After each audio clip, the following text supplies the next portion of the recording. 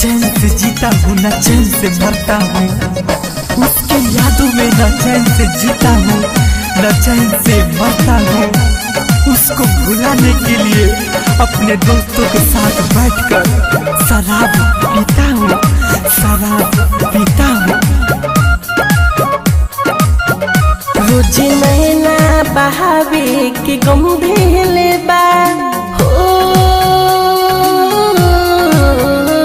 रोज नैना बहावे के गम देले बा।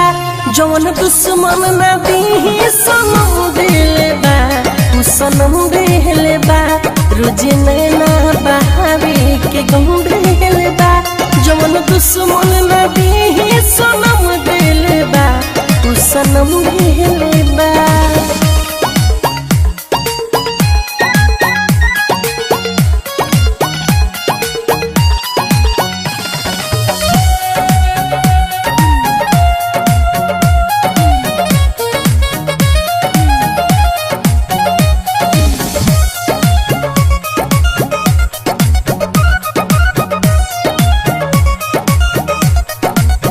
नाजुक रहे दिल हमर छुरी से चीर देले, धोखा तो ना देली दुख तकदीर देले।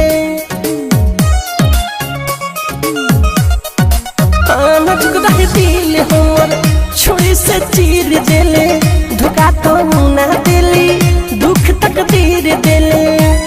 जे भरी ना कबू जखम भेल बा, जौन दुश्मन ना दी उ सनम देले बा, उ सनम देले बा। रोज नैना बहावे के गम देले बा, जौन दुश्मन ना दी सनम देले बा, उ सनम देले बा।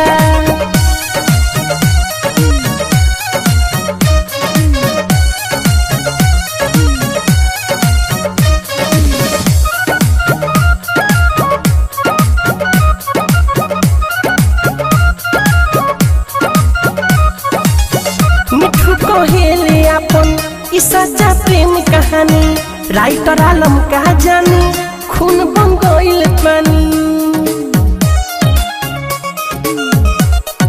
हाँ मिठू कहेले अपन ई सच्चा प्रेम कहानी, राइटर राकेश का जानी खून बन गइल पानी।